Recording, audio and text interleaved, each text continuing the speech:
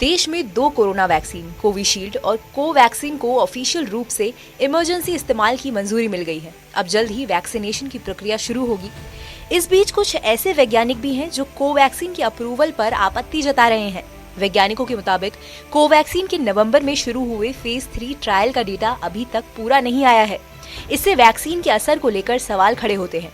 Indian express की एक report के मुताबिक वैक्सीन वैज्ञानिक और क्रिश्चियन मेडिकल कॉलेज के प्रोफेसर डॉक्टर गगनदीप कांग ने सवाल उठाते हुए कहा कि अगर आप सितंबर में DGCI के प्रपोजल पर नजर डालेंगे तो उसमें कहा गया था कि वो सुरक्षा और असर से जुड़ा डेटा चाहते हैं।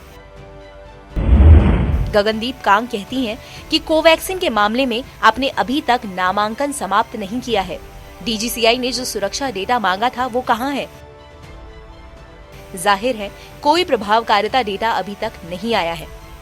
अशोक विश्वविद्यालय में त्रिवेदी स्कूल ऑफ बायोसाइंस के एक वायरोलॉजिस्ट और निदेशक शाहिद जमील ने कहा कि किसी भी वैक्सीन के इमरजेंसी यूज के लिए भी अथॉरिटी को प्रभावकारिता डेटा की आवश्यकता होती है। ये भारतीय टीके अंतर्राष्ट्रीय बाजार में भी जाएंगे। ऐसे में ये जरूरी है कि हमारे संस्थानों में विश्वास हो, वरना इन कंपनियों को नुकसान होगा। वायरोलॉजिस्ट शहीद जमील कहते हैं कि सीरम इंस्टीट्यूट के पास कम से कम 50 मिलियन खुराक तैयार है। ऐसे में कोवैक्सीन को इस्तेमाल करने की जरूरत ही क्या है? सरकार को कोवैक्सीन के तीसरे फेज का पूरा डेटा आने तक इंतजार करना चाहिए। नेशनल इंस्टीट्यूट ऑफ इम्यूनोलॉजी के इम्यूनोलॉजिस्ट रहे सत्यजीत रथ कहते हैं कि जिस तरह से मंजूरी दी गई है उसके साथ कई मुद्दे हैं जो नियामक प्रणाली में लोगों का विश्वास खो सकते हैं।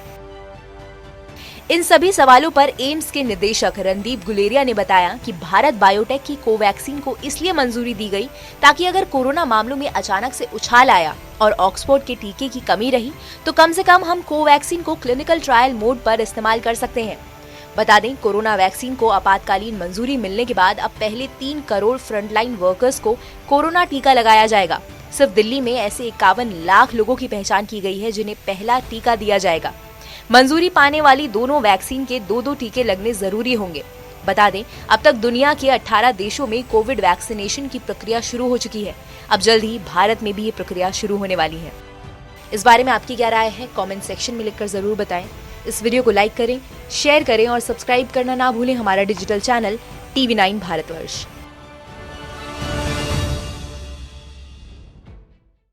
अड़ी सोमवार से शुक्रवार शाम 6 बजे सिर्फ TV9 भारतवर्ष पर।